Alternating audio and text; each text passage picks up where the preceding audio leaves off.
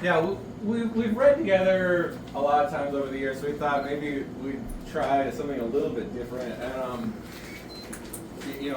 we thought maybe we'd try to like pair up some poems, and interesting things happen when you put two poems together, and they kind of talk to each other a little bit. But then we thought maybe we should take it a step further and try to see what happens if we read them a little bit more congruently. So we'll see how this works. It is going to be like a double exposure. Maddening to the ears. Hopefully not irritating. This one it has two titles because we're actually going to read these in tandem. Epistolary for the Year of Losses. I've said goodbye to friends I never got a chance to say goodbye to. Dear ache, trapped in the sacral. Afternoon sidewalks of Tucson summer streets. Lonely and dry, 100 plus degrees and choked with sand. Not ideal conditions for fur-lined jackets, gloves, and knitted skull caps. Like the nostrils of the boys who humped across the desert after high school. But you needed your collagen, warm enough to keep bones and dreams connected. Your emotional storage is reaching its capacity, so you will have to make space. One mountain shy of a prophet. The only alternative is to surrender. Dear dapper thrift suit barrio dandy. Dear recycled hero's journey, you are not the real story. You showed me nothing is more radical. Every route pierces through the heart of the village, and there's no way to prepare your family or platoon.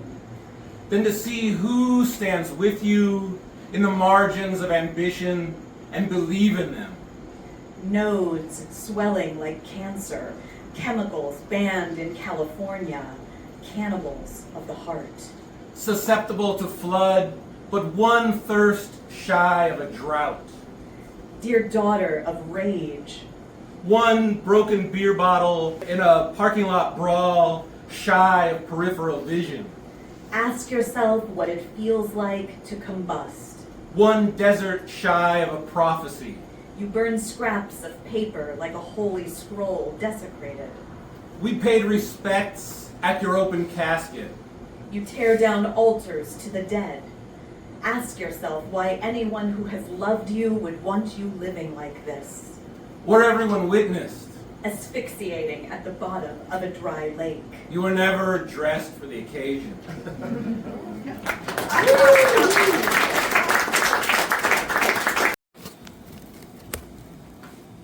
Another ER check-in.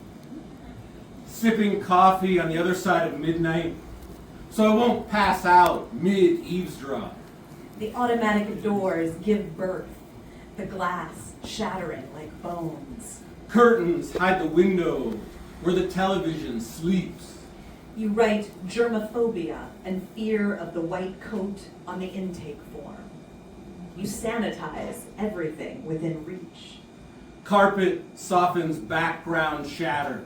But there are too many microbes, so you tuck your arms into your torso, cocoon yourself into an invisible straitjacket.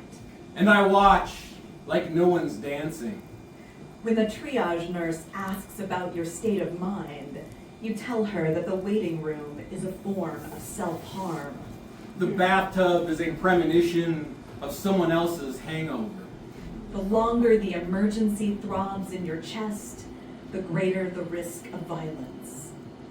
Like any night in the ER, If your dad sells drugs, the estimated wait time is the number of admissions minus the number of discharges and deaths. staying straight-edge sober at the after party No matter how much you want to believe in recovery, is an act of rebellion. sometimes poetry is just simple math. Oh.